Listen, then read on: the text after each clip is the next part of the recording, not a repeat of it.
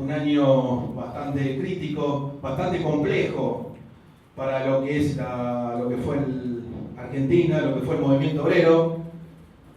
Vemos lo que fue en el 64 el plan de lucha de la CGT, los diversos actores que participaron en ellos, el cordobazo.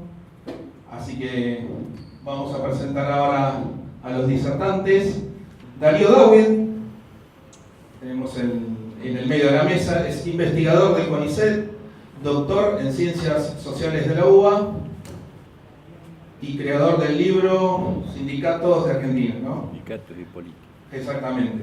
Nicolás Damín, a la izquierda, es doctor en Ciencias Sociales de la Universidad de Buenos Aires y profesor investigador de la Universidad Nacional de Lanús. Y a la derecha, el secretario general de la Federación Gráfica Bonaerense y una de las figuras principales de la corriente federal de los trabajadores, Héctor Amichetti. Así que bueno, ustedes los protagonistas.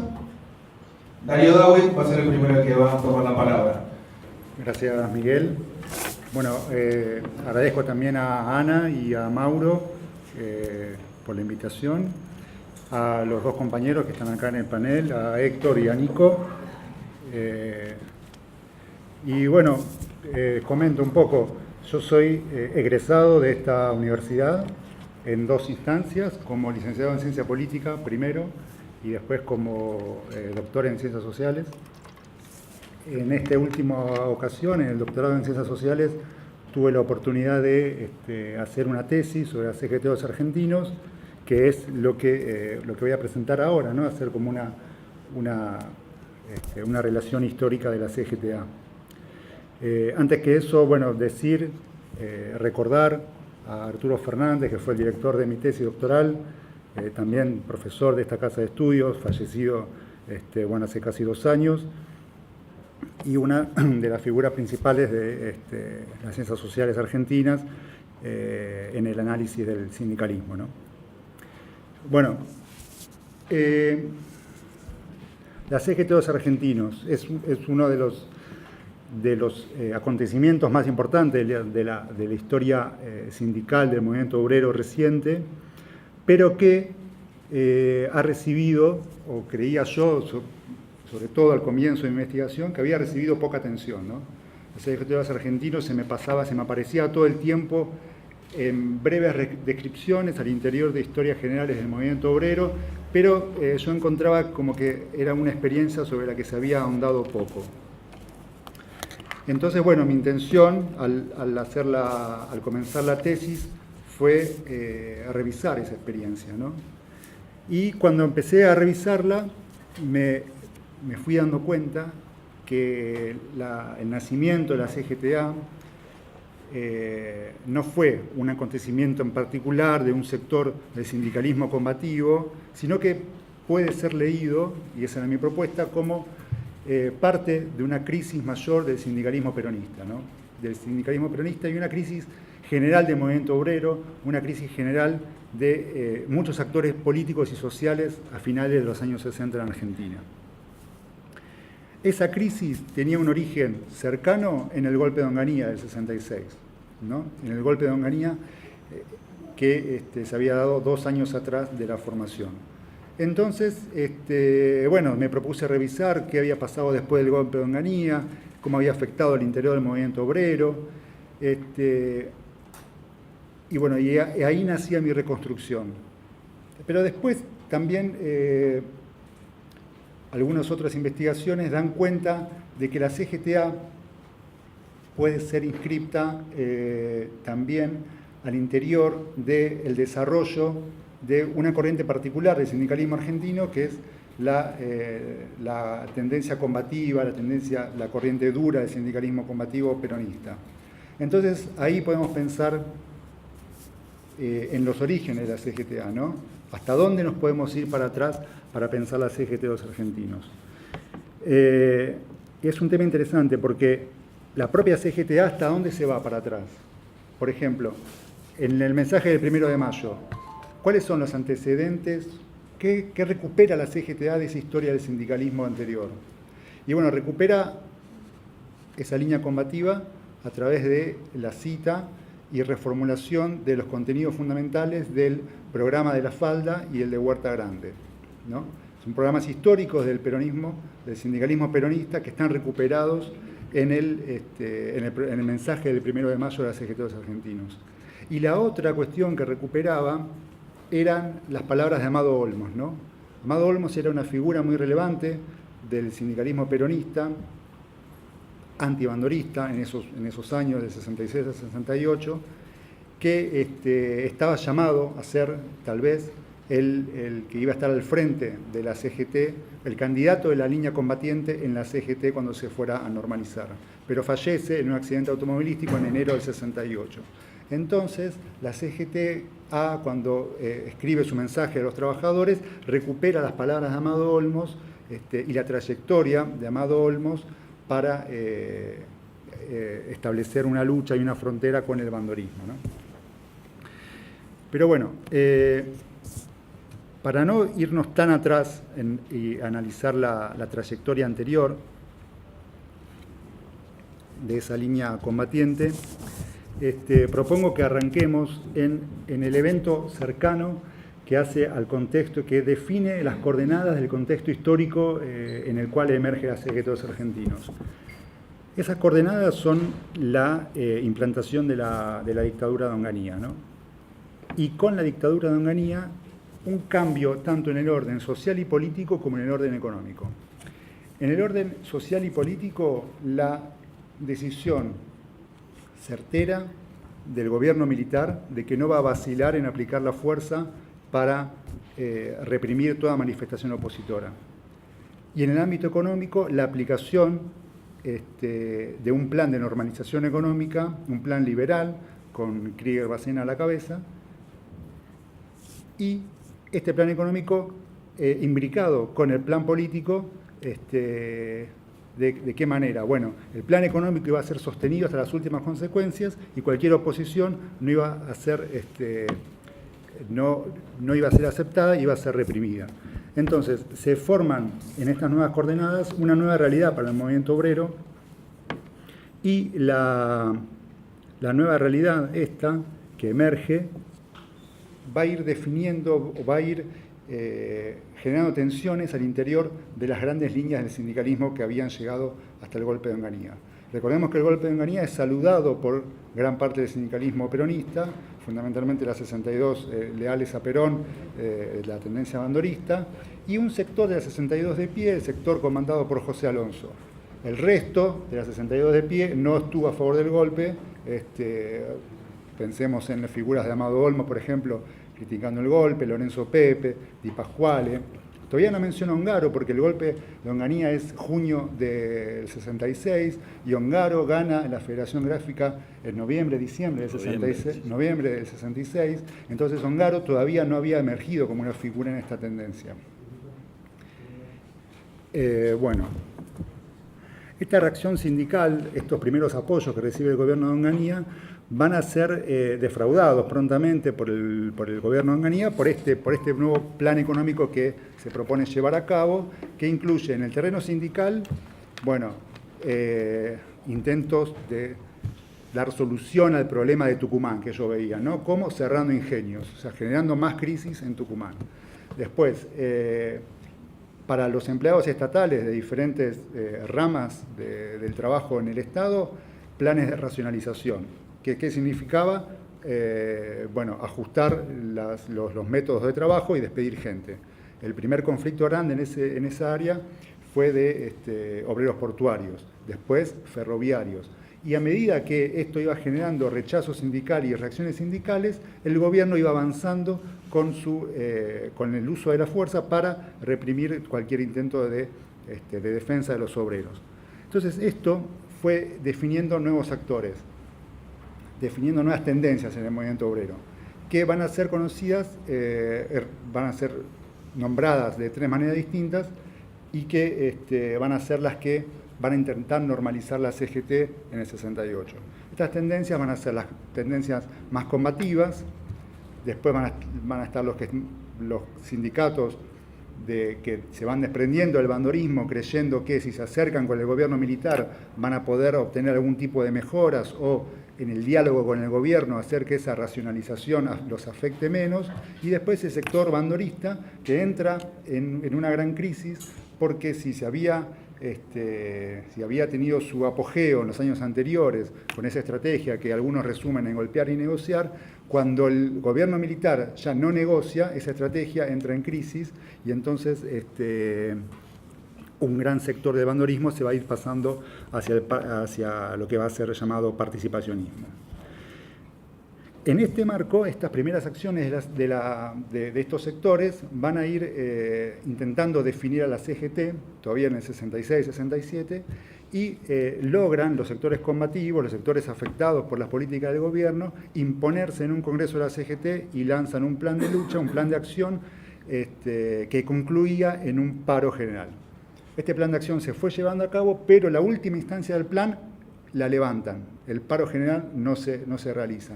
La CGT entra en crisis, los distintos sectores empiezan a distanciarse entre ellos y esta crisis de la CGT hace que las autoridades renuncien, se nombre una comisión y que la comisión proponga la realización de un congreso que se va a ir postergando durante todo el año 67 porque el gobierno le decía a los sindicalistas cercanos, bueno, ya vamos a hacer lo que se llamaba un giro populista, ya vamos a empezar a hacer medidas sociales, vamos a entrar en lo que en la época Onganía llamaba el tiempo social, ¿no? Después del tiempo económico de normalizar el país, viene el tiempo social de dar los beneficios sociales y ahí vamos a hacer el congreso de la CGT para que ustedes, los participacionistas, puedan estar al frente. Bueno, eso se fue postergando y llega la fecha del congreso, no lo pueden postergar más, después de 2 o 3 postergaciones, llega la fecha del congreso. Y en el Congreso se presentan todos estos sectores, el bandorismo, los sectores combativos, los sectores participacionistas, y entran a debatir, ¿no? Entre ellos, en última instancia, lo que se debate ¿qué es? ¿Qué CGT se quiere? ¿Una CGT para acompañar al gobierno militar? Parece que estoy hablando de hoy, ¿no? Pero no. ¿Una CGT para acompañar al gobierno o una CGT para combatir al gobierno? Entonces, hay una discusión legal, digamos, entre si aceptar o no a los sindicatos intervenidos y sus delegados, porque estaban intervenidos, no pudieron pagar sus cuotas sindicales, entonces los delegados no podían.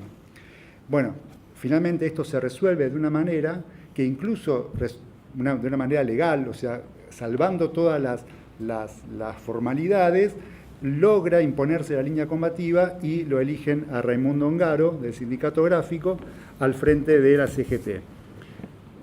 Los sectores participacionistas, bandoristas, se retiran y la CGT queda sola conformada ¿por quiénes? Bueno, por un amplio marco del sindicalismo que se oponía al gobierno, que era un amplio marco que incluía peronistas, radicales, socialistas. Todas estas tendencias se habían ido fragmentando entre ellas también en torno de participar o no del gobierno militar.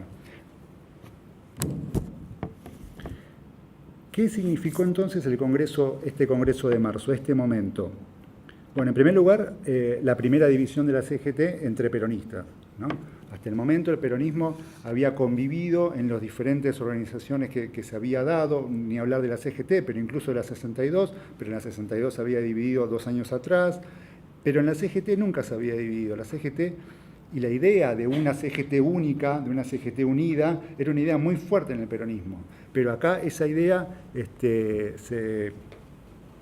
se vio por un momento suspendida y se produce la primera división entre peronistas.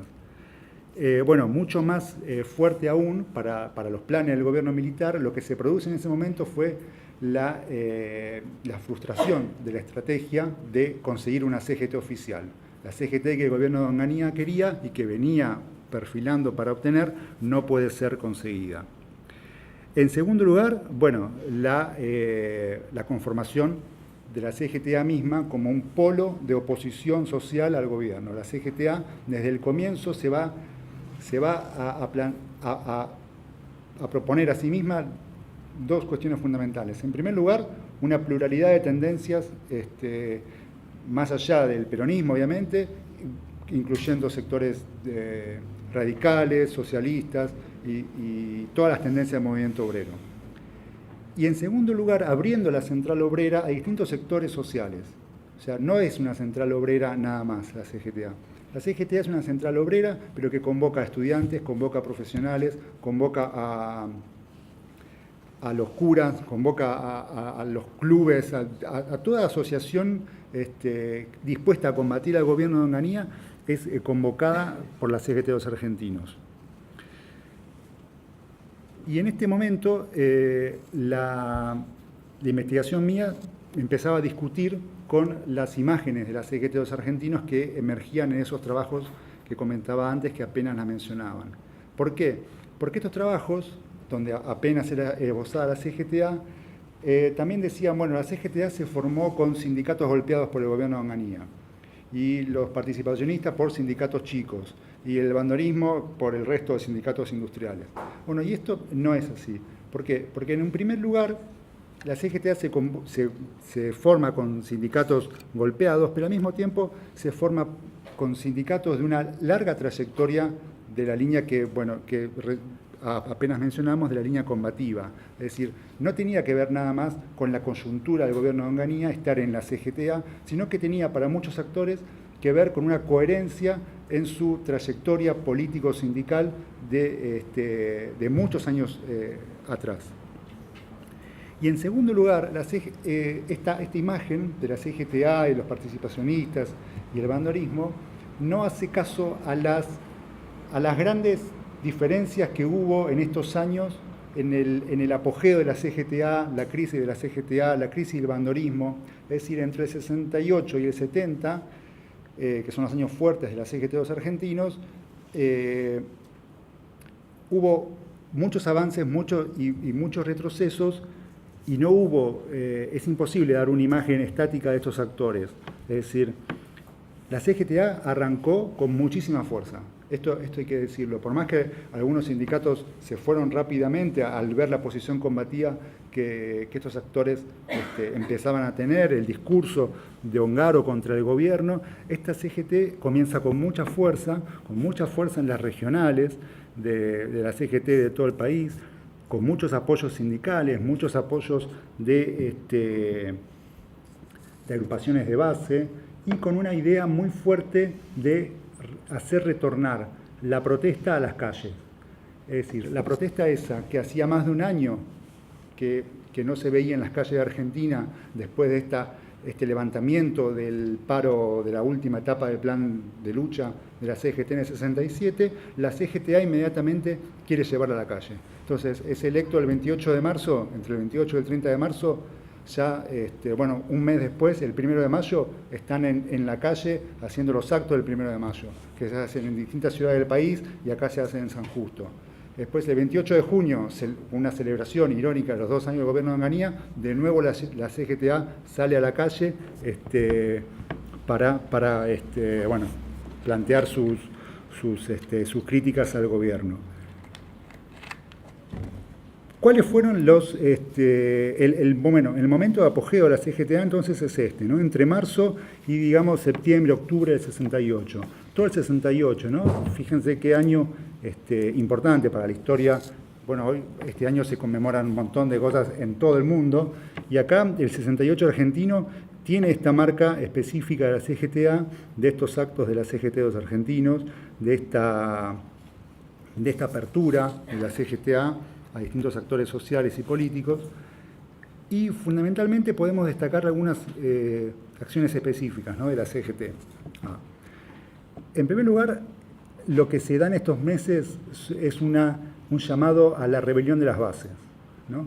Esto es clave de la CGT de los argentinos, un llamado a que los trabajadores de base de los gremios que están con sus conducciones sindicales en las otras posiciones, tanto el bandorismo como el participacionismo, se rebelen, se levanten, empiecen a militar, intenten ganar las comisiones internas de fábrica, intenten ganar seccionales, intenten dar una batalla desde abajo.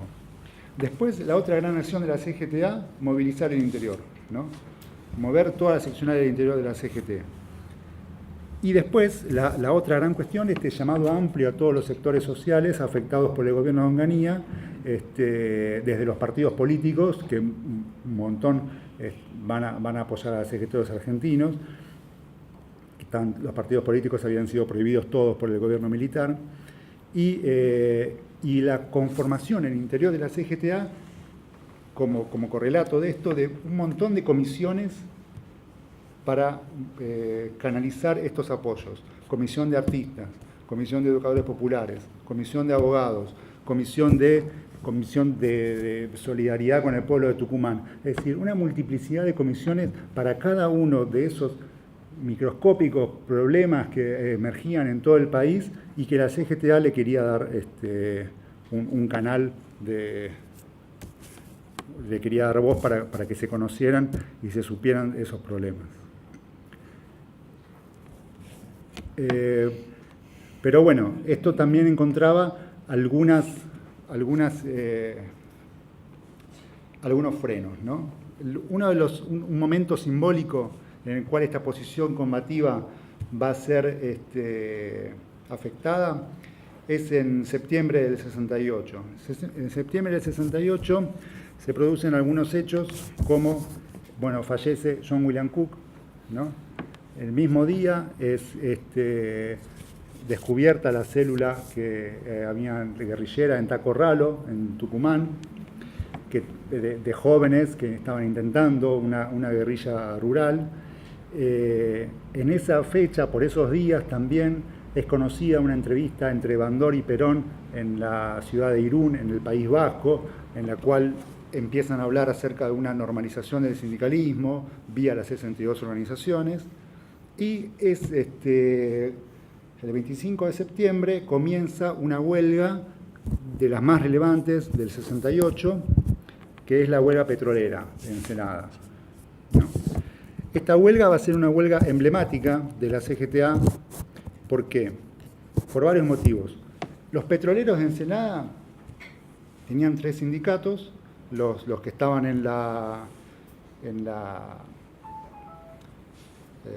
bueno, no me sale ahora la palabra, la destilería, los que estaban los obreros de la destilería, los obreros de la flota, es decir, los que estaban en los buques tanques, y los obreros del taller naval. Ahí había 3 sindicatos y los 3 estaban en la CGT de los argentinos. Pero el sindicato, la Federación de Petroleros, con Cavalli a la cabeza, estaba formalmente la CGT a Sopardo, pero Cavalli estaba liderando el sector participacionista. Y esta huelga, que va a poner a 7.000 trabajadores en huelga precisamente, va a durar más de un mes, casi 2 meses, 50 días. Va a ser muy relevante porque le va a plantear a la CGT de los argentinos, le va a hacer pensar acerca de los métodos de lucha, ¿no? ¿Cómo se lucha contra una dictadura? Si veíamos que la dictadura con los portuarios que habían luchado había avanzado sin contemplaciones, con los ferroviarios lo mismo, en Tucumán igual. Los petroleros salen a una huelga, lanzan la huelga, se movilizan por todo el país buscando apoyo, consiguen en Comodoro, algo en Mendoza, pero no logran imponerse. El gobierno espera, la huelga se termina disolviendo y la terminan levantando sin haber conseguido las demandas. Y entonces la CGTA se plantea, bueno, entonces, ¿cómo se puede luchar contra una dictadura? Y a partir de acá, bueno, empieza en la CGTA una serie de discusiones en torno a lo que tiene que ver con definiciones acerca del peronismo revolucionario, ¿no? De la posibilidad de la lucha armada, la necesidad de un frente civil de resistencia o el avance sobre distintas formas de lucha, distintas formas de acción. Entonces se va a ir definiendo a partir de este momento, y ya entra el año 69, estos sectores, la CGTA, incluyendo algunas voces más radicalizadas tal vez, o empezando a plantearse una cierta radicalización, y por otro lado el otro sector del peronismo buscando encabezar la normalización, ¿no? Encabezar la vuelta a la unidad. ¿Qué pasa en el medio? ¿O qué empieza a pasar en el 69? Y de alguna manera empiezan a movilizarse en todo el país, empiezan a estallar distintos conflictos, distintas demandas sociales, populares, que se pueden inscribir en este universo combativo o de oposición que la CGTA venía manifestando, venía apoyando, y comienzan a darse las puebladas, ¿no? Los asos, ¿no? distintos lugares del país. El más conocido, obviamente, para todos nosotros es el Cordobazo, ¿no? Que se da en mayo del 69. Y el Cordobazo, bueno, es un hecho de una gran relevancia. Es un hecho, Agustín Tosco va a decir, sin la CGT de los argentinos el Cordobazo no se hubiera producido. Pero hay que decir también que en el Cordobazo confluyen las dos CGTs, ¿no? El Cordobazo se da en Córdoba por las propias regionales de Córdoba que deciden salir hacer un paro de 48 horas, por eso salen el 29, pero en todo el país había paro de las dos CGTs el día 30. Un paro en el cual confluían demandas históricas del movimiento obrero en que las dos CGT apoyaban y sostenían en ese momento, pero en Córdoba estalla de una manera mucho más fuerte, mucho más fuerte en varios sentidos, ¿no? Porque las puebladas, la toma de Villa Ocampo, por ejemplo, en el norte de Santa Fe, a comienzos del año 69, había habido puebladas, el pueblo se había manifestado, habían ido a tomar las intendencias, es decir, el pueblo estaba en ebullición. Pero en Córdoba y antes en Rosario, poco antes en Rosario, todo esto comenzó también en Corrientes, ¿no? Con un movimiento estudiantil también muy movilizado. En Córdoba se dan todas estas demandas sindicales, demandas populares, demandas civiles y estudiantiles, y bueno, se produce lo que conocemos como el Cordobazo. Este Cordobazo confirma la posición de la CGTA de salir a pelearle al gobierno. Tanto es así que la revista Primera Plana lo pone a Ungaro en la tapa después del Cordobazo y el título La nueva oposición, ¿no? O sea, esta era una interpretación del periodismo. El Cordobazo encumbraba a la CGTA, le daba la razón de alguna manera a la CGTA de salir a pelearle al gobierno. Durante todo ese mes de junio, la CGTA realmente recupera mucha fuerza que había venido por ahí menguándose durante los últimos meses, la va recuperando, tanto es así que lanza un paro y propone la unidad, se va proponiendo sobre todo en las regionales, la unidad, lanza un paro para el 1 de julio, pero un día antes es asesinado Bandor en la sede de la UOM, el 30 de junio del 69, y a partir de ahí, bueno, se produce en gran medida uno de los grandes factores que contribuye a menguar el avance de la CGTA es ¿no? Porque tras el asesinato de Bandor con el asesinato de Bandor se produce la justificación que el gobierno buscaba, tal vez, para intervenir en la CGTA. A la CGTA no le intervienen porque no había sido reconocida por el gobierno, pero sí intervienen a los sindicatos más importantes de la CGTA, gráfico, farmacia, creo que navales también. Entonces Ongaro es detenido, Tosco había sido detenido después de Cordobazo, también allá había sido detenido en Córdoba, y intervienen, nombran un delegado en la CGT Azopardo que va a ir encaminando la recuperación de la CGT. Entonces, claro, después de esto, ya todo el año 69, toda la segunda mitad del año 69, ¿qué tenemos? Y tenemos a la CGTA muy menguada, tenemos a sus principales dirigentes detenidos, tenemos a una CGT Azopardo que empieza a intentar recomponerse, y tenemos ya para el entrado del año 70, cuando son liberados sobre fines del 69, son liberados Tosco, Ongaro y otros dirigentes, empiezan ya en el 70 a armar, bueno, cómo seguir, cómo continuar con esto. La mayor parte del sindicalismo empieza a recomponerse y acude al llamado a normalizar la CGT. Un llamado que en julio del 70 es coronado con la asunción de José Rucci al frente de la CGT Azopardo, con, hay que decirlo, la gran mayoría de todo el sindicalismo peronista recompuesto, primero recompuesto de las 62 organizaciones y después participando en la CGTA. Incluso se va a dar una convivencia, una convivencia que no era novedad, porque ya había sido así en los años anteriores, del sindicalismo combativo, de las 62 organizaciones, vuelve ahí y sigue y vuelve a ser parte de la CGT, Pero hay una experiencia nueva que había surgido y que los gráficos y farmacia y tantas otras agrupaciones de base querían sostener. Y se proponen y logran hacer un congreso de las bases o congreso de los compañeros a mediados del año 70 en Wilde, donde dicen, bueno, tenemos que seguir luchando.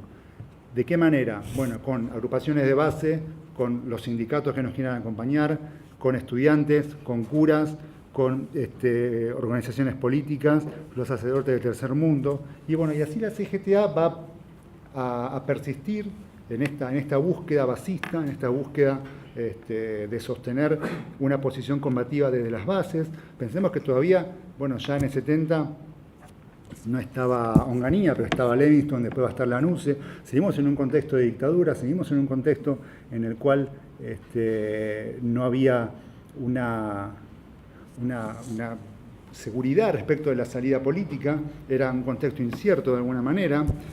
La posibilidad, acá se vuelve a hablar en estos años ya entrados los 70 sobre la vuelta de Perón, y la vuelta de Perón va a ser de alguna manera buscada, requerida, y va a ser una bandera de lucha de la CGT de Rucci, pero también de la CGTA, de lo que quedaba como CGTA, va a ir planteando la vuelta de Perón, de una manera más combativa, de una manera basista, intentando otra forma de organización, pero sin dejar de pedir por la vuelta de Perón. Bueno, ya no sé qué más decir. Por ahí alguna reflexión sobre la trayectoria de la CGTA, ¿no? Porque también, ¿no?, algunos autores se preguntan o hablan sobre el fracaso de la CGTA, ¿no? Como si tuviera que haber hecho, no sé, la revolución o no sé qué, pero se hablan del fracaso de la CGT de los argentinos. Y bueno, mi lectura va por otro lado tal vez, ¿no? Porque mi lectura va más por el lado de comprender la trayectoria de la CGTA en el marco del contexto específico, los años, los meses incluso, si uno quiere, en el cual que dieron forma al momento en el que se desarrolló. Entonces, la CGTA no podríamos decir que fracasó, sino que fue la expresión de un momento muy particular del sindicalismo argentino, en un contexto específico de un gobierno militar, y en la cual bueno, tuvo su momento de auge, tuvo su momento de caída, pero expresó la posición combativa que existía en el sindicalismo argentino y que a partir de ahí sigue existiendo, y que a través de la CGTA, con algunos elementos nuevos, porque podríamos verla de alguna manera como una transición entre ciertas posiciones clásicas del sindicalismo de los años 60, 50 también si se quiere, y la transición hacia un momento en el que con mayor radicalización y con una búsqueda nueva de base se va a ir siguiendo, sosteniendo una lucha por las tres banderas, ¿no?, se podría decir, ¿no?, por la independencia económica, la justicia social y la soberanía política. Así que bueno, muchas gracias. Desearía agradecer a la profesora Catalano, vicerrectora de la universidad, de la facultad, por la invitación, al profesor Cordone, Lobo, como lo conocemos nosotros de toda la vida, por haber pensado que nosotros podíamos aportar a este debate, al compañero Mauro por hacer la gestión y sumar. Yo si los veo desde aquí, veo como que están sentados todos a la derecha, o de mi lado todos a la izquierda. Siguiendo la filosofía política nuestra, extendida en este país, no importa si están sentados a la izquierda o a la derecha, es importante que estén aquí. Con lo cual también quería agradecer a Darío y al Gringo por esta discusión.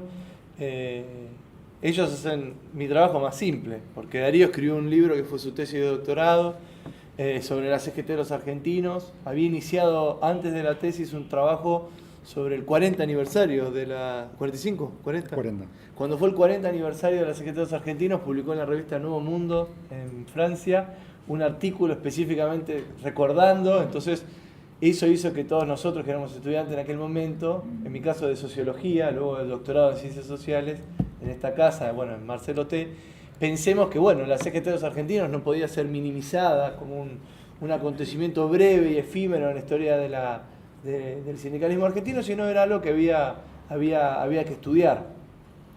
En mi caso particular, como Darío había podido avanzar tanto en el estudio de los 60, me concentré en el estudio de la CGT en la década del 70, particularmente entre el 73 y el 86, el 73 y el 83, con los dos grandes periodos, que es el regreso del presidente Perón al país, al cual voy a hablar brevemente ahora, y la etapa de la CGT en la época de la dictadura. Pude, gracias a la biblioteca de la CGT, mejor desclasificar los archivos de la ocupación del ejército en la CGT, y pudimos hacer una tesis que se hizo libro después de muchos años de trabajo. Hoy no volvería a tantos años de biblioteca, la verdad. Pero bueno, gracias al CONICET pudimos hacer nuestras becas, era otro contexto del país, teníamos más tiempo para poder sentarnos a trabajar. Continuando la hipótesis de Darío plantea que en la historiografía clásica la CGT de los argentinos es minimizada y hasta señalada como un fracaso. Es decir, sindicatos castigados por las reformas económicas de aquel momento que terminan rápidamente subsumidos en la corriente unificadora del impacto que tenía el posible regreso de Juan Perón a la Argentina y la unificación de la CGT en 1970. Es interesante ver, para pensar el sindicalismo argentino, el contexto político que hace que los trabajadores y las trabajadoras afiliados en los sindicatos, cómo perciben cada contexto, en cada momento, y cómo eso impacta dentro de sus delegados de fábrica, dentro de sus seccionales, dentro de sus regionales y dentro de sus federaciones y también en la CGT. Es decir, estudiar cada momento de la CGT sin entender lo que realmente pasaba en los corazones de esa gente, desde mi postura sociológica, es ridículo. Y muchos de los estudios de la CGT no entienden que realmente si los afiliados de un gremio están seguros que tienen que ir para un lado, es muy difícil para el dirigente ir para otro.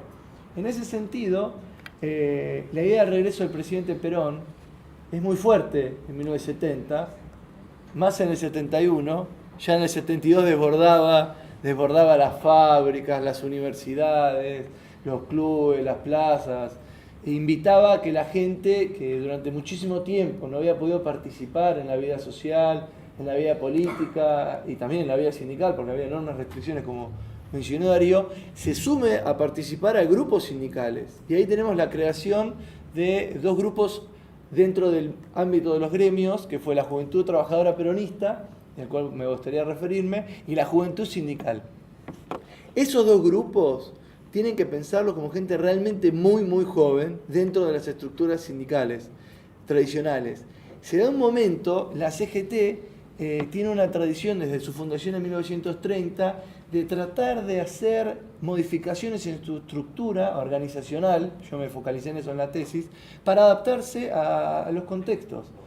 En ese sentido, cuando se da el tercer gobierno peronista, se crea los departamentos de la mujer en la CGT. Si ustedes ven en muchos de los sindicatos de la CGT en la actualidad, hay dirigentes que estuvieron en esa experiencia histórica, me tocó entrevistar a varias chicas al respecto, y también se crea la Secretaría de Juventud. En ese sentido, en los gremios empiezan depende de cada gremio y depende de cada seccional y cada fábrica, se empieza a crear el grupo de la Juventud Trabajadora Peronista, que tenía si bien tenía un vínculo con la juventud, con el fenómeno que fue la CGT de los argentinos, porque en la Juventud Trabajadora Peronista la idea de que el sindicato terminaba en el sindicato y hasta en la clase trabajadora estaba diluida, porque se planteaba también una búsqueda mayor en pos de la liberación del país. La Juventud Sindical Peronista, del cual también escribí un artículo una vez, es un tema que es hasta polémico a veces en la historiografía argentina, porque algún sector de la Juventud Sindical Peronista terminó acompañando a la AAA, cosa es una historia muy triste de nuestro país. Pero no todos. no todos, según lo que pudimos ver. Yo tuve la suerte de clasificar archivos de la DIPBA, que están en La Plata. Si quieren hacer estudios de sindicalismo, vean ahí lo que la policía, cuando allanaba los locales sindicales, encontraba. Y bueno, es desopilante ver los informes policiales sobre el tercer gobierno de Perón, porque no podían creer que se sumaba gente y dice, no tiene ninguna experiencia sindical, no tiene ninguna experiencia política, no sabe ni siquiera lo que dice, pero le interesa que está el Perón, le interesa participar. Bueno, hay cientos y cientos de folios de archivos policiales que describen ese clima, que es el clima del 73. En ese clima los sindicatos crecen y la CGT está unificada. Si tienen tiempo, por ahí un día como hoy de lluvia, pueden ver un libro que es La Argentina Liberada, que es un libro que está online, que es un libro que hizo la CGT cuando se unifica. Y si ustedes leen ese texto hoy y tienen una lectura de que, bueno, en la CGT tal vez era, se ha dicho que era conservadora en la década del 70, se ha señalado por los propios actores sociales del momento y por casi la totalidad de la producción historiográfica de esta universidad. Y bueno, si uno lee ese libro, dice, bueno, se podría relativizar porque el contenido es un contenido fuerte. Es decir, los puntos claros sobre la nacionalización de los recursos naturales, sobre la necesidad de reconstruir la soberanía del país para enfrentar la guerra que tenían los dos imperialismos, según la CGT de aquel momento, imperialismo norteamericano e imperialismo soviético, de larga tradición en la propia discusión de la central. Con lo cual ese libro también tiene muchos temas que hoy se discuten. Y es un libro que tiene casi 50 años.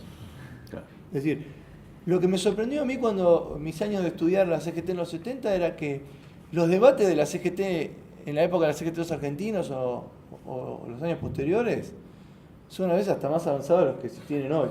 Eso habla de lo que pasó en nuestro país después. Y para eso hay que detenerse en la dictadura militar. Porque si uno ve que en la CGT, los días antes de la dictadura militar, estaba armando su gran Congreso Nacional de la Autogestión de las Empresas, que tenía toda una idea de que el sindicato es parte de la propiedad y de la gestión de las empresas, y se presentaban más de 1000 ponentes, y la CGT durante ese momento se discutía fuertemente cómo integrar sus regionales a la decisión nacional. Parece la discusión de que fue el 3 de mayo, la última, discutir cómo integrar las regionales que estaban en ebullición. Piensen Tucumán en el año 73, piensen Córdoba en el año 73, piensen la cantidad de regionales que tenía la CGT. Yo en mi libro las reconstruyo todas y veo qué sindicato participaba en ellos. Y ahí se ve cómo la UOM entre 1970 y 1980 va ganando cada vez más espacio en las regionales de la CGT.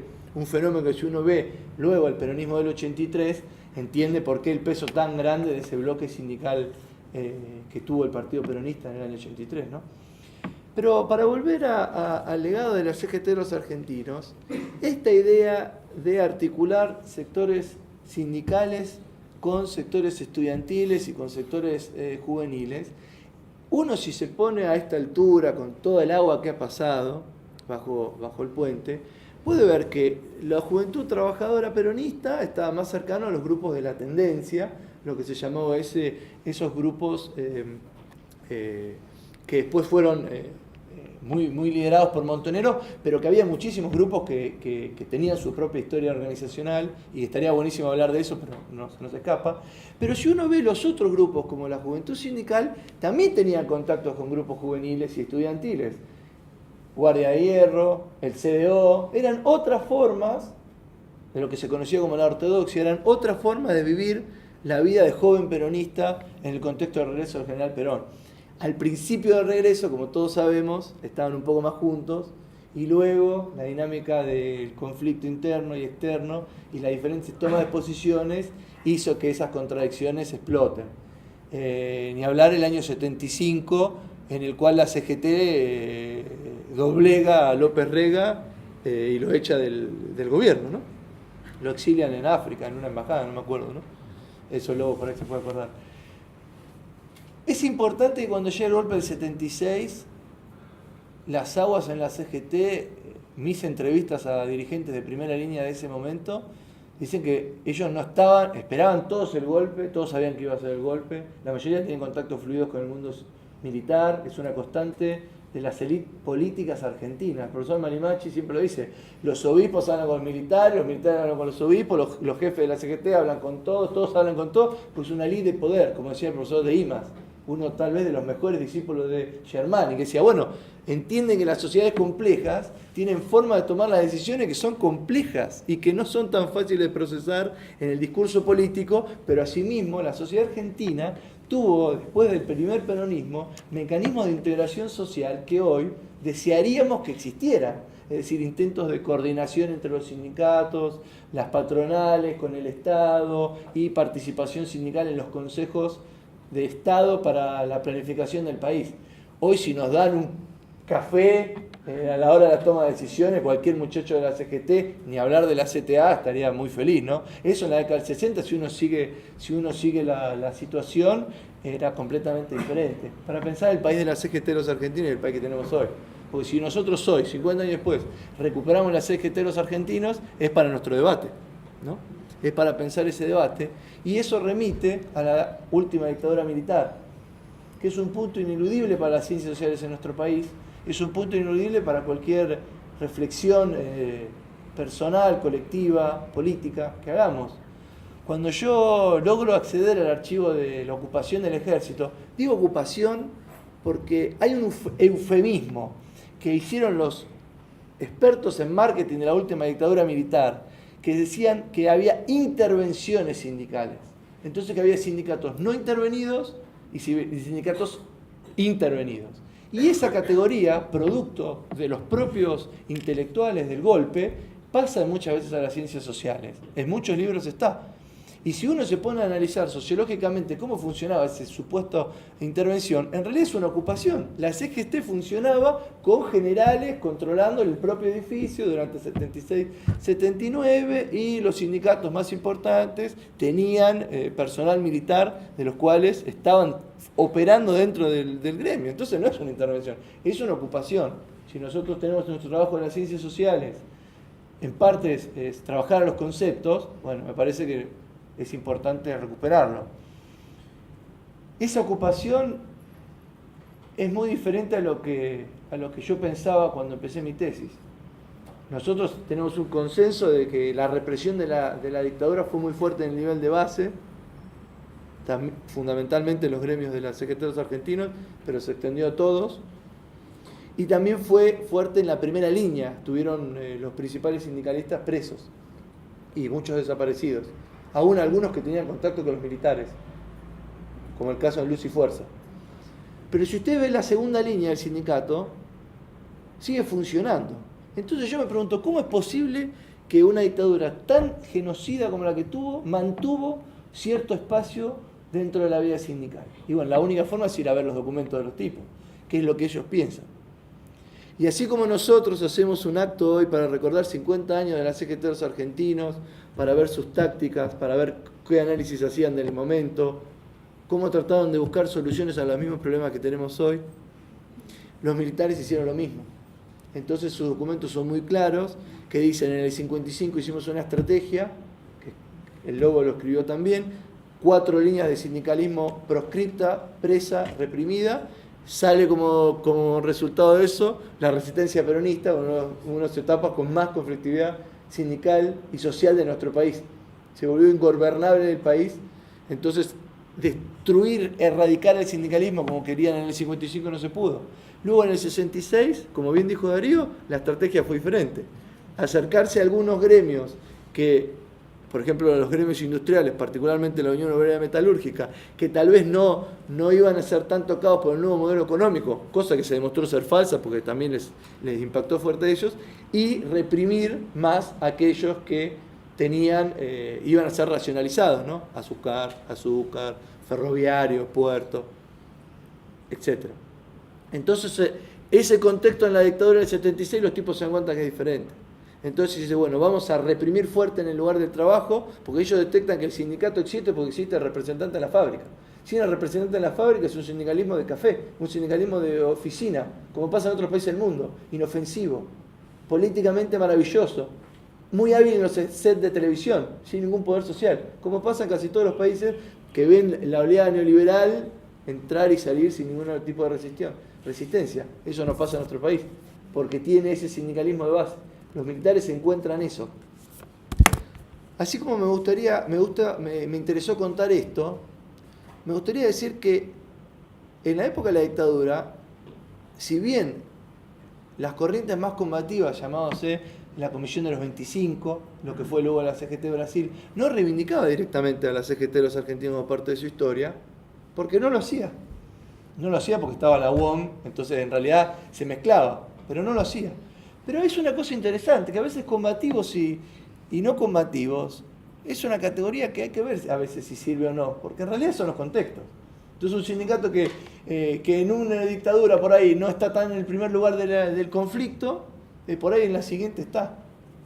Y eso es la historia, lo pueden ver, el rol destacado que tuvo la UOM para destruir a la última dictadura militar, que no lo había tenido tanto en los primeros años de Onganía. A mi forma de entender, me hago cargo de esa expresión.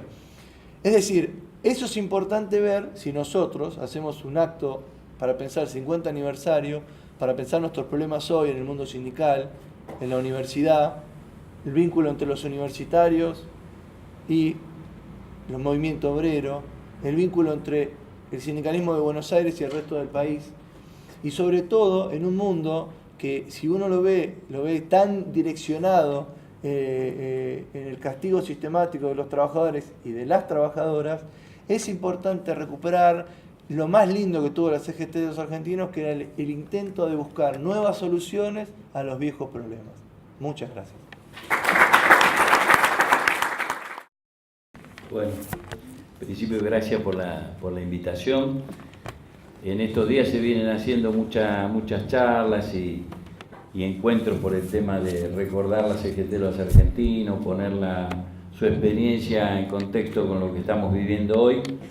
Me parece muy valorable que se haga en la facultad también, porque debemos recobrar también aquel vínculo de trabajadores y estudiantes, y más desde carreras como esta, la que se desarrolla aquí, de relaciones de trabajo, porque aquella fue una experiencia que realmente vinculó muy estrechamente a la lucha estudiantil con la del movimiento obrero, ¿no? Todo esto, esta etapa que se relataba del 69, en general las grandes puebladas surgieron de luchas estudiantiles en Corrientes, que se encadenaron con Rosario, con mártires del movimiento estudiantil, en muchos casos eran estudiantes y a su vez también trabajadores, en donde la CGT de los argentinos montaba las ollas populares, junto, es decir, en apoyo a los compañeros de la universidad, porque se daba en el contexto de una dictadura que había empezado con los bastones largos, con el hecho de desprecio por los profesores universitarios, por los científicos. De hecho, perdimos mucho en esa época de la riqueza, digamos, que nosotros teníamos, y costó recuperar después con el tiempo. Bueno, yo creo que esto, también quiero felicitar estas investigaciones históricas, como decía a David, en el caso de Darío, en el caso de la investigación sobre el CGT de los argentinos, el libro que él hizo es lo más completo que hay. Y está muy apoyado en algo que en ese momento existía, que era el tema de las secciones sindicales de los diarios, que eran importantes en ese momento. Hoy es muy difícil encontrar que haya secciones sindicales, está más en el chusmerío que en la información, ¿no? Pero esta era información seria y que de ahí sirve en el tiempo para recomponer una historia. Con respecto a lo que es importante tomar en cuenta de la experiencia del CGT de los argentinos, hay que remontarse indudablemente a esa etapa que yo sigo pensando que fue la de mayor avance, digamos, en la historia argentina, que fue la del peronismo, ¿no? Que surge no por la elección que llevó a Perón a la presidencia, sino por un hecho de movilización popular protagonizado por los trabajadores, que fue el 17 de octubre del 45. Es impensable que hubiera habido en este país un proceso como el peronismo si no había una insurrección trabajadora como la que fue el 17 de octubre del 45, que lo arrancó de la cárcel y desvió el rumbo que los factores de poder, sociedad rural, unión industrial, Estados Unidos a través del embajador Brahe, quería para nuestro país. Es decir, de allí, para entender el movimiento sindical y todo lo que vino después, hay que remitirse al peronismo. Esto es indudable.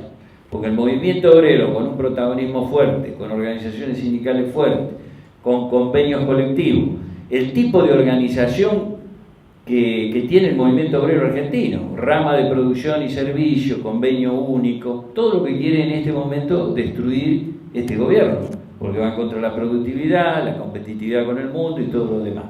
Eso nace de un proyecto de país que se da en esa década, 45-55. Protagonismo de los trabajadores en el gobierno, ministro del Interior, Borlenghi, de Empleado de Comercio, Bramuglia, Ferroviario, Relaciones Exteriores, ministro de Trabajo Freire, del gremio del vidrio, protagonismo real del movimiento obrero en una experiencia política de transformación.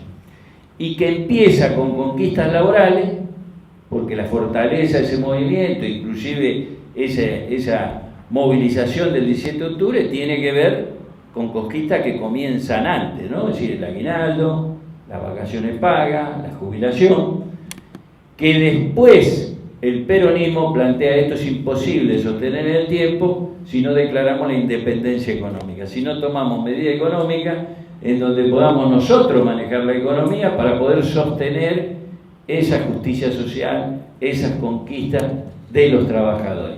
Esto marca a fuego lo que viene después, lo que viene en la resistencia. Se dijo bien acá, CGT de los argentinos tiene sus antecedentes en otras gestas del movimiento obrero, casi en la clandestinidad, pero siempre en la resistencia contra la proscripción, porque el peronismo se lo proscribe directamente, y nace del movimiento obrero y de los sindicatos nuevas experiencias que tienen arraigo en lo que fue la transformación que provocó en el país el peronismo. El programa de la falda, que es el primero, que surge en el 57 con CGT intervenida, es decir, CGT intervenida, ¿por qué? Porque la querían normalizar los militares, llaman a un congreso normalizador y allí hay una mayoría de organizaciones, ahí nacen las 62 organizaciones, que no eran solamente gremios de identidad peronista, había algunos comunistas, que son mayoría frente a 32 gremios que son llamados democráticos, y entonces la dictadura fracasa en esta idea de tener una CGT alineada con el gobierno. Ese mismo año, en el 57, desde las regionales con base en Córdoba, surge el programa de la falda. Y yo siempre remarco que era el programa de la falda, refleja ese salto en la conciencia del movimiento trabajador que se había dado en el peronismo. Porque los planteos del programa de la falda no son reivindicaciones laborales. No se plantea allí el reclamo de un aumento de salario, el convenio colectivo, defender las obras sociales. Se plantea, por ejemplo, que los recursos naturales pertenecen a la nación. Se plantea, por ejemplo, que la nacionalización de los depósitos bancarios. Se plantea, por ejemplo, la integración de las economías latinoamericanas. La tierra es para el que la trabaja. Es decir, cuestiones de fondo que hacen a por qué proyecto de país pelea el movimiento trabajador. De ahí vendrá todo lo demás. No hay justicia social, no hay posibilidad de buenos salarios, no hay posibilidad de convenio, si no tenemos ese país que el peronismo estableció como la idea de decir tenemos que lograr la liberación nacional. Veníamos de la década infame, es decir, el peronismo plantea la liberación nacional. Dentro de ese concepto de liberación, la independencia económica es clave. Es decir, el peronismo de entrada toma la decisión sobre el Banco Central, sobre los depósitos bancarios, porque dice, ¿cómo vamos a desarrollar una industria nacional? ¿Cómo vamos a generar un desarrollo propio del país si el Banco Central lo controla la banca extranjera, los británicos? Es decir, ¿cómo vamos a poder nosotros volcar recursos si los depósitos que están en los bancos los pueden usar y manejar para donde quieran, digamos, los intereses extranjeros? Entonces son nacionales, por más que estén en un banco, y se utilizan para reactivar una producción, para generar una industria. ¿cómo vamos a poder desarrollar un país si no manejamos el comercio exterior? Es decir, si el comercio exterior lo maneja Burkibor.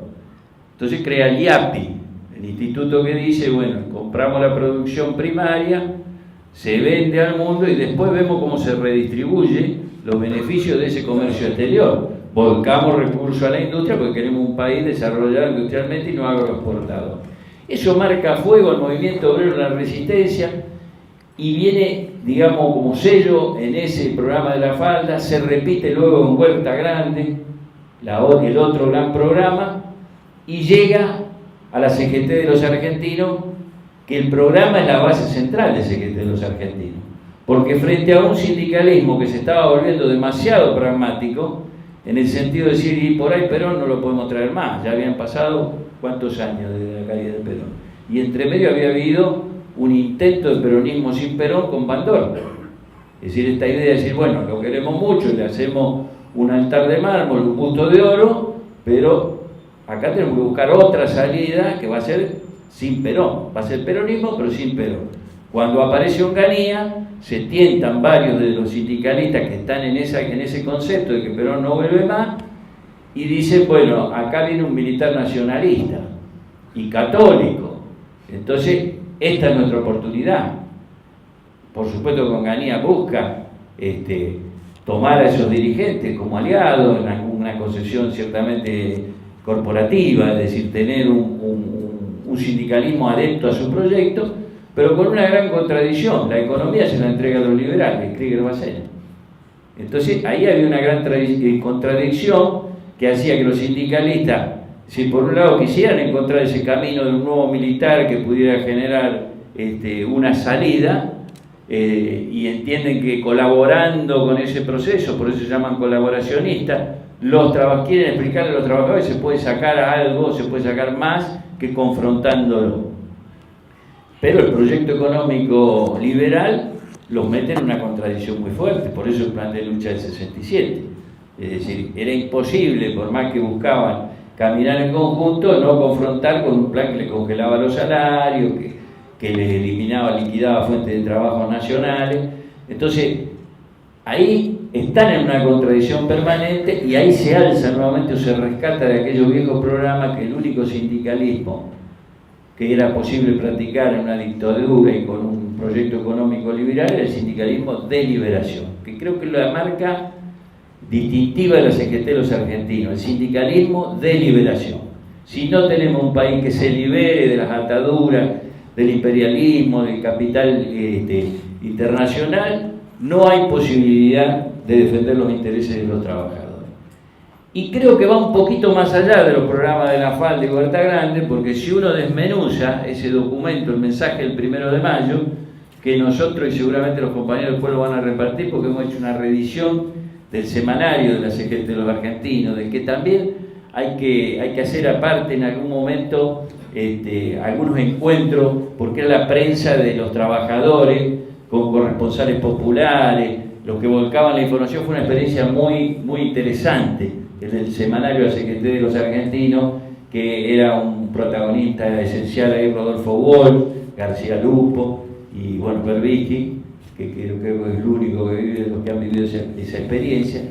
Bueno, allí si uno repasa ese mensaje del 1 de mayo, se va a encontrar que con relación a la falda y Huerta Grande hay un planteo más a fondo cuestionador del sistema capitalista, porque ahí se introducen cuestiones como el cuestionamiento a la compra-venta del trabajo, dice ese programa. El trabajo es una prolongación del hombre y no se lo mide por su rendimiento, y un cuestionamiento serio a la absoluta propiedad privada de los medios de producción. Y el primer punto de ese programa dice: la propiedad solo debe existir en función social. Es decir, que ya hace un planteo como que la proyección del peronismo es hacia un sistema socialista. Eso se desprende con mucho, por supuesto, con mucho contenido cristiano, pero de cristiano primitivo, ¿no? Esa idea de los bienes no son propiedad de los hombres, sino que los hombres deben administrarlos para el bienestar general. Se hace un serio planteo a la cuestión de la propiedad, y eso está muy marcado, muy fuerte dentro del programa. Por lo tanto, decir, el gran valor en ese cuestionamiento de poder frente a una dictadura que sostenía un modelo liberal, era que había que construir el poder popular. Este era el tema. Perón, ¿por qué lo derrocaron? Bueno, el planteo era, si no construimos, no logramos construir un poder del pueblo suficiente como para impedir que el poder de los golpistas y todos los que promueven el golpe, porque no eran los militares, sino los intereses concretos que promueven el golpe y frenan un proceso de liberación nacional, no lo podemos enfrentar de otra manera que no sea construyendo poder popular. No lo podemos hacer inclusive desde las organizaciones tradicionales del pueblo. Por eso la CGT de los argentinos marca un límite del sindicalismo tradicional. Desde una organización que ha sido creada para mediar entre la relación entre el trabajador, el trabajo y el capital, pero siempre aceptando de alguna manera la explotación, es decir, como somos un poco menos explotados. La CGT de los argentinos, cuando marca el límite de los sindicatos, dice, bueno, los sindicatos ya no alcanzan. Y más desde la lógica de un sindicato defendiendo exclusivamente intereses profesionales de los trabajadores. Porque la pelea es la pelea por la liberación. Y la liberación solo es posible si se construye el poder popular. Y no nos olvidemos en qué marco está dado eso. En un avance de la Revolución Cubana, en procesos que se iban dando, en donde el poder se conquistaba de otra manera. Esa era la realidad de esos tiempos y es ineludible verla en ese, si no se la marca en ese contexto. Por supuesto que marca dos concepciones sindicales que siguen vigentes hasta el día de hoy. Entonces yo creo que acá se ha hecho una profundización muy seria de lo histórico y tal vez mi aporte puede ser sobre el contexto actual, relacionarlo con el contexto de la CGT de los argentinos. Y digo, es muy actual lo que pasaba en aquel tiempo y lo que pasa en este tiempo.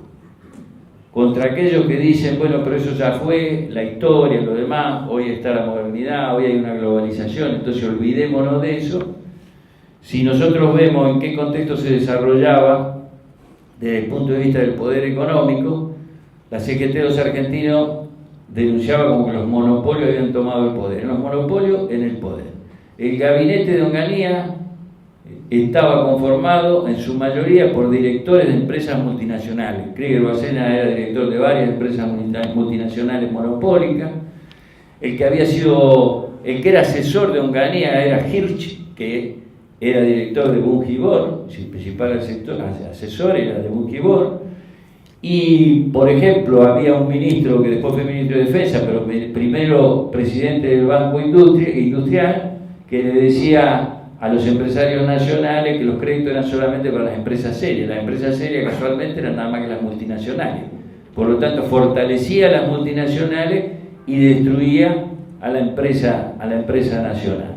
Era un tal Van Peebles que había combatido en la Primera Guerra Mundial, había jurado lealtad a la reina y terminó siendo ministro de Defensa de Onganía. Y ese era el contexto, es decir, hoy son todos CEO, en aquel momento eran todos directores de las multinacionales. Y lo interesante de CGT de los argentinos es que hace una convocatoria que es la misma que tenemos que hacer hoy frente a las corporaciones, mucho más poderosa, con una intención muy clara de romper o eliminar las fronteras nacionales en función de someter a los pueblos, es decir, poner la economía a disposición de 300 o 400 multinacionales que dicen qué rol tiene que jugar cada país en el mundo, es decir, el peso concreto y un elemento nuevo que tenemos hoy, que dentro de esas corporaciones el sector financiero tiene un poder una dimensión mucho más grande que la que tenía en aquellos tiempos. Pero la pelea se plantea en los mismos términos. Y yo creo que lo que hay que hacer un análisis concreto es si se terminó o no esa caracterización de que el sindicalismo tiene que ser de liberación.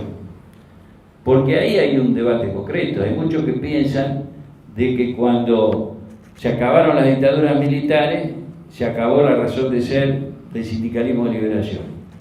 Y hay otros que seguimos diciendo que somos un país dependiente, y en estos tiempos lo estamos notando más que nunca, y cuando uno ve lo que pasó en las últimas semanas, en donde dependemos de aquellos que vienen, invierten en Levac y se van al dólar y tiene que salir un banco central que lo manejan ellos hoy, de nuevo, porque tiene que actuar en función de lo que ellos determinan.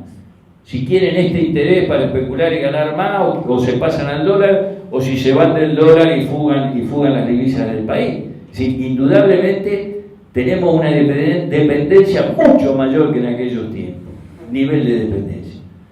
Y los que por ahí nos plantean, bueno, pero eso es sindicalismo de liberación, dicen hoy por ahí, bueno, este gobierno lo eligió el pueblo. Y yo digo, el gran debate que tenemos nosotros es con respecto si este tipo de democracia le da legitimidad a un proyecto de estas características que no está determinado desde adentro del país, sino que lo determinan desde afuera. Yo creo que el poder de ellos ha avanzado mucho y ha golpeado muy fuertemente nuestra lucha por construir el poder popular. Esta es la realidad.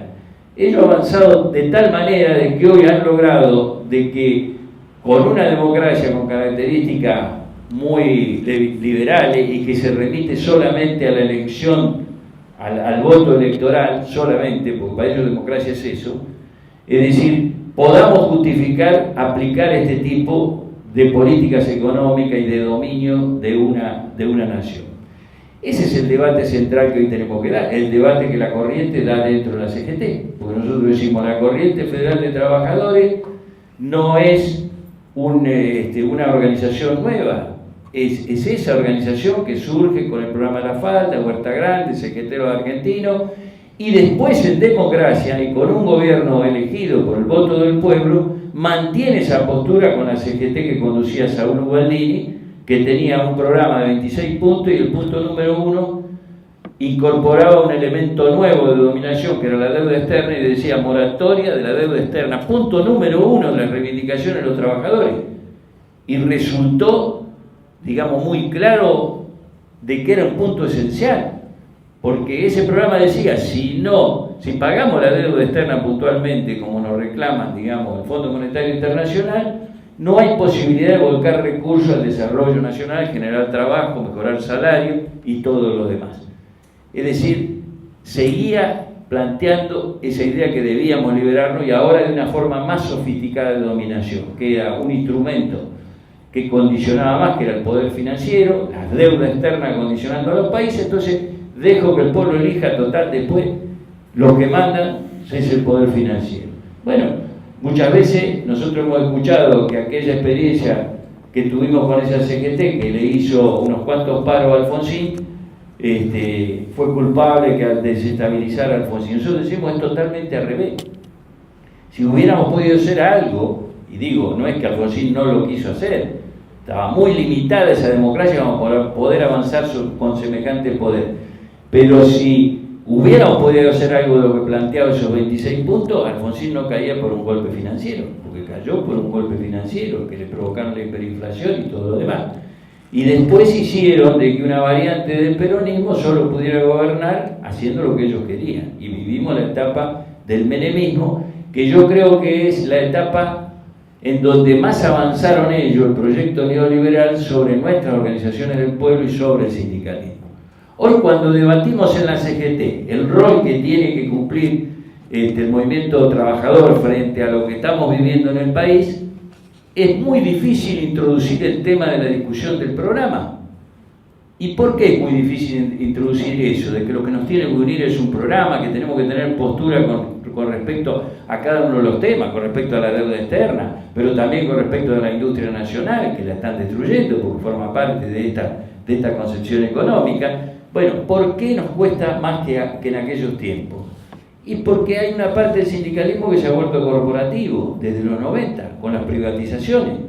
Por ejemplo, ustedes pueden llegar a escuchar hoy que hay sindicalistas del sector energético que justifican los tarifazos, que están golpeando a todo el pueblo, que están golpeando a la producción, a las pymes y todo lo demás.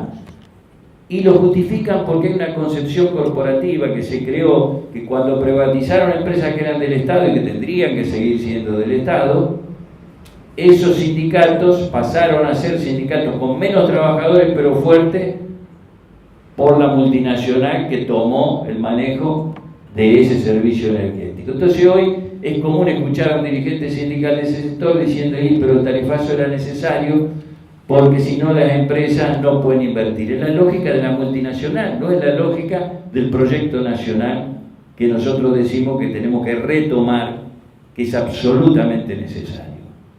Y una cosa que a mí me parece que es el debate central de estos tiempos, porque en la medida que nosotros decimos, bueno, ahí siguen habiendo de la CGT de los argentinos esa misma concepción de que la unidad más que la discusión de dirigentes se da desde la base y con programas. Esa era una premisa y nosotros seguimos planteándolo así, que las regionales de la CGT y de la CTA hoy juegan un papel, tienen que jugar un papel central. Y es cierto, porque la unidad allí es más natural, no está tan condicionada por estos acuerdos de cúpula de dirigentes nacionales que les parece que tienen un poder alejado de la realidad del interior y todo lo demás. Hoy están ocurriendo cuestiones en el interior donde destruyen las economías regionales. Esas economías regionales unen a los trabajadores de esa provincia, independientemente de donde esté parado el dirigente nacional, porque esas provincias viven de esas economías. Hoy estamos viendo, no será lo de Tucumán en aquel tiempo, pero lo que está pasando con la industria azucarera en su reconversión hoy en Jujuy y Salta, con un ingenio cerrado como el de San Isidro, en Resistencia, con todo el apoyo nuestro en su lucha, es porque se está concentrando la producción azucarera con un gobierno que promueve esa concentración. Entonces dice, tenemos que tener el capital multinacional que maneje la industria azucarera y tenemos que tener sindicatos más débiles, ingenios con menos trabajadores. Se repite esa lógica que por supuesto hoy está agravada por una cuestión que nosotros decimos es central, es la desvalorización del trabajo, que es muchísimo mayor a la de hace 50 años atrás. Hoy el trabajo está desvalorizado al extremo. Hoy se nos plantea que es un costo laboral, es como si fuera un insumo más, que tiene que acomodarse a lo que el capital demanda hoy. Entonces, yo le doy un ejemplo del gremio nuestro.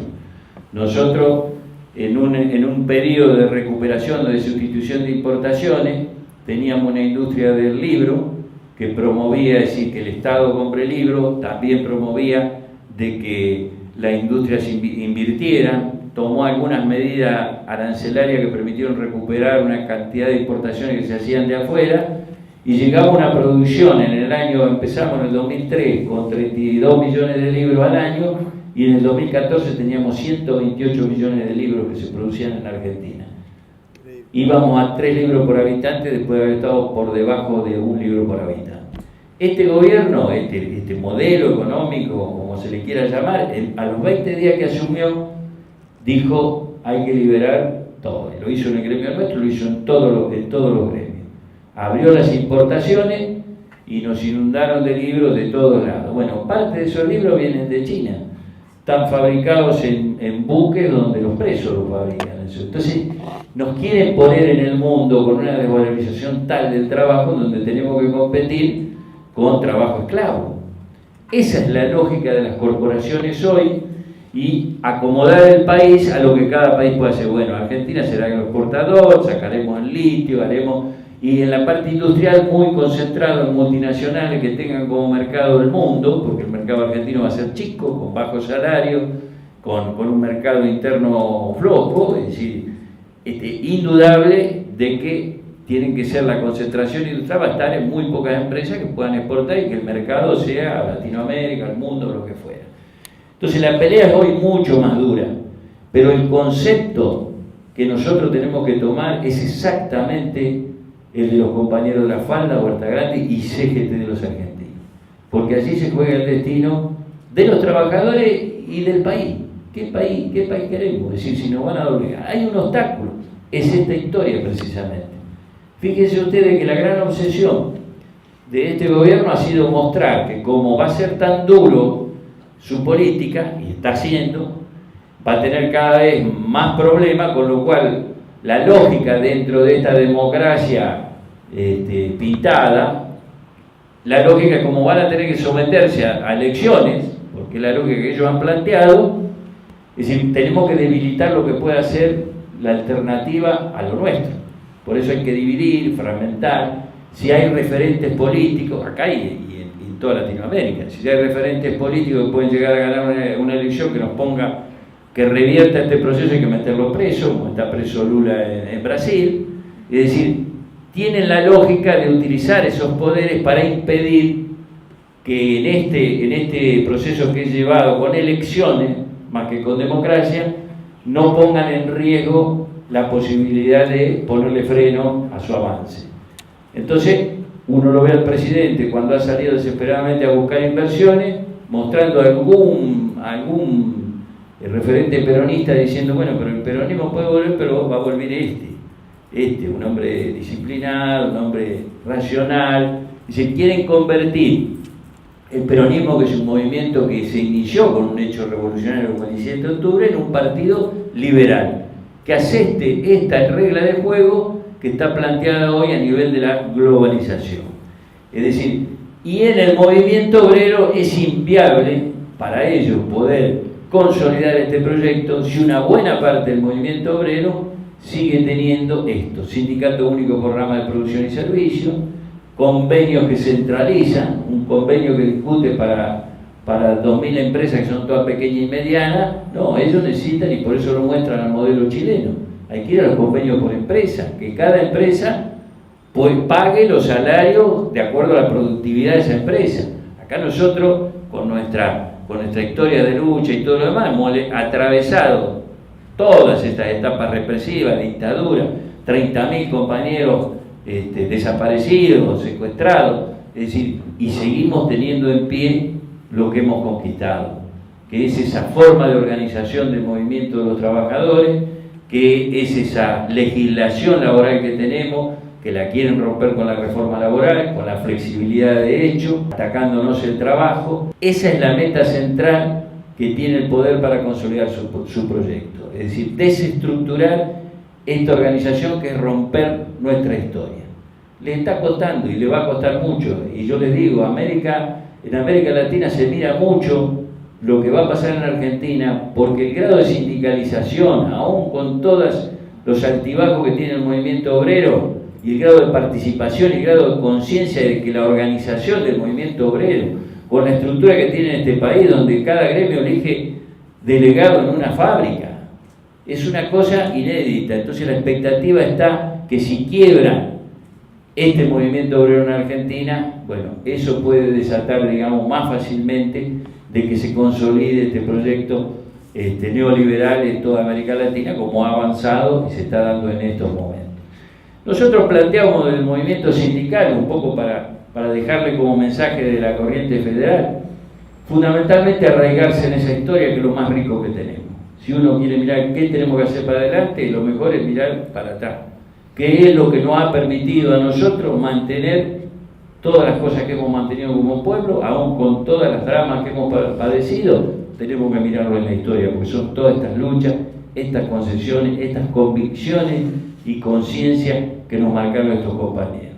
Ahora, el gran planteo hacia adelante, ¿cuál es? Porque casi todos estamos convencidos, y si uno lo habla con los gremios, yo vengo de una reunión de sindicatos industriales hoy a la tarde, y hemos estado hablando, y todos los gremios están tremendamente golpeados, saben hacia dónde vamos, la destrucción que está provocando, primero, la caída del mercado interno, que a su vez se agudiza más, porque el gobierno ya empieza a poner los topes en las paritarias, y uno sabe que va a haber una inflación de 25, el gobierno ya está poniendo 15, tenemos que pensar que el año que viene hay muchísimo menos consumo, porque hay menos plata en los bolsillos del pueblo, de los trabajadores. Entonces, indudablemente todos saben hacia dónde vamos. Todos presumen de que podemos terminar nuevamente en una gran crisis como la que vivimos en el 2001. Muchos en estas horas están pensando que no saben si se llega a las elecciones o no, pero eso no quiere decir que no le puedan dar continuidad a esto con nuevas máscaras, y de hecho este salvataje del Fondo Monetario tiende a eso, es decir, ponerle recursos para poder darle oxígeno a esto. Entonces el gran desafío nuestro también, en cierta manera, se vuelve a estos compañeros que marcaron la historia. Porque yo digo, nos hemos olvidado de que tuvimos alguna vez una constitución como la del 49, y pareciera ser que nos quieren hacer olvidar eso. Entonces, hoy más que nunca hay que entrar a debatir eso que logramos en algún momento de la historia, porque la opción nuestra va a ser en una crisis, aunque recupere el pueblo con un representante que quiera representar los intereses del pueblo realmente, aunque recupere el gobierno por una elección, ¿con quién va a tener que negociar? Con estos mismos poderes, porque vamos a estar mucho más endeudados, vamos a tener una industria absolutamente debilitada, vamos a estar condicionados por todos lados. Entonces el gran debate hoy es resistir, por supuesto, este momento, no regalar la calle, ganar la calle, hacerla todas las veces que sea necesario, como tuvimos ayer contra el tarifazo, lo demás, unir en un plan de acción, tratar de recuperar para que cumpla el rol que corresponde las organizaciones históricas. Tal vez hoy se termine dando en la CGT lo mismo que salió en aquel momento. Hay sindicalistas que quisieran, ahora en estos días pareciera como que se apartaron un poco más, pero quisieran una CGT colaboracionista, vienen negociando con el gobierno. Lo que pasa es que son pragmáticos, después se reacomodan. Si el gobierno pierde un poquito de fuerza, ahí se vuelven un poquito más combativos. Pero existe ese sindicalismo. Hay que dar la batalla en la CGT con la misma concepción que la dieron los compañeros en aquel momento. Y aunque se rompa, que se rompe, pero que una buena parte siga sirviendo a los intereses de los trabajadores y no se entregue a esta destrucción que quiere hacer este modelo neoliberal. Y fundamentalmente prepararnos no solo para tener una alternativa que gane una elección, sino para el contenido de ese gobierno del pueblo, de los trabajadores que nosotros quisiéramos que realmente construya un poder para que nunca más volvamos a esta ida y vuelta. Y allí tenemos que mirar con qué queremos nosotros plantarnos ante una otra oportunidad histórica que podamos tener. Y allí es donde hay que volver a cuestiones que hoy nos quieren decir que están desactualizadas. Por ejemplo, el manejo del sistema financiero. Si el sistema financiero no lo modificamos, si no tenemos mecanismos de un gobierno democrático de impedir la fuga de capital, si no controlamos el comercio exterior que tienen los puertos privados, si uno ve ahí en Santa Fe, son todos puertos privados de las grandes multinacionales. Nadie se sabe lo que entra, lo que sale, si sobrefacturan, si subfacturan en beneficio de una multinacional. Control estatal del comercio exterior. Se llamará IAPE, se llamará como se llamará, pero si el Estado no controla el comercio exterior, es imposible tener posibilidad de desarrollar un proceso de autonomía nacional, de autodeterminación. El tema de los servicios públicos nos lleva a la discusión de las tarifas. Ahora nosotros de la Corriente Federal decimos, no solo hay que rechazar las tarifas, hay que discutir la cuestión energética. Nosotros no sabemos ni siquiera cuánto ganan esas empresas.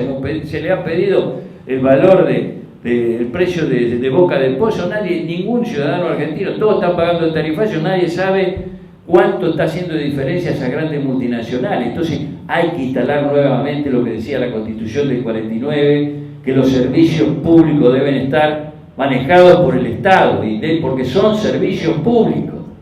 Hay que volver con esta idea de que la ley de medios, por ejemplo, que llevó un esfuerzo, un debate, y todos estábamos convencidos por qué la comunicación tenía que servir al pueblo y por qué había que arrancarle poder a los monopolios, con el papel que juegan los monopolios de la comunicación para sostener estos proyectos corporativos. Bueno, no alcanza una ley, porque viene un gobierno como este y la liquida en 2 días. Hay que también pensar en una nueva constitución que establezca que la comunicación es un servicio público, es un derecho humano y debe estar también en manos de la comunidad. Estas grandes cuestiones, estas cuestiones de fondo, son las que están en debate hoy en nuestro país. Y tenemos que darlas sin prejuicio. Si nos quedamos atados a esta idea de que, bueno, el pueblo votó esto es la democracia, entonces sí estamos borrando la historia, porque para nosotros la democracia, y por la que luchaban estos compañeros, cuando decían que este era el gobierno de la libre entrega, decía la CGT de los argentinos, bueno, hoy es el gobierno de la libre entrega, es decir, la estamos tirando por la borda. Esto no es democracia. Democracia es cuando el pueblo participa. La democracia que vivimos nosotros fue el respeto a las organizaciones libres del pueblo, que acá no son respetadas para nada, y acá ni siquiera es respetado el voto del pueblo. Porque yo me pregunto, ¿qué hubiera pasado en una campaña electoral si estos que están en el gobierno le hubieran dicho al pueblo, miren que hay que ajustar las tarifas, hay que aumentar la luz, el gas, más del 1000 y pico %? Ojo, Miren que la principal herramienta para la economía va a ser endeudar al país. Tenemos que en 2 años endeudarnos más de 100.000 millones de dólares. ¿Qué hubiera pasado? O decirle a las pymes, decirle, mire que vamos a abrir la importación, arréglense como puedan. No lo hubieran votado. Entonces la democracia, como está planteada, es relativa. Y la vigencia de la lucha de la CGT de los argentinos por la construcción de un poder popular sigue estando tan viva como fue en aquellos años de 68 y 69. Les dejo una última frase que tal vez no apareció en el programa, pero cuando, producto de la lucha de la CGT de los argentinos y de la juventud de los estudiantes, de la juventud de los trabajadores y todo lo que fue esa hermosa experiencia, digamos, dura pero hermosa experiencia que desembocó en las elecciones del 11 de marzo del 73, la CGT de los argentinos decía en un documento: no alcanza con ser mayoría. Mayoría fuimos siempre y nunca logramos ni la igualdad ni la justicia. No alcanza con ganar una elección. No alcanza con llegar al gobierno. Hay que conquistar el poder del pueblo. Gracias.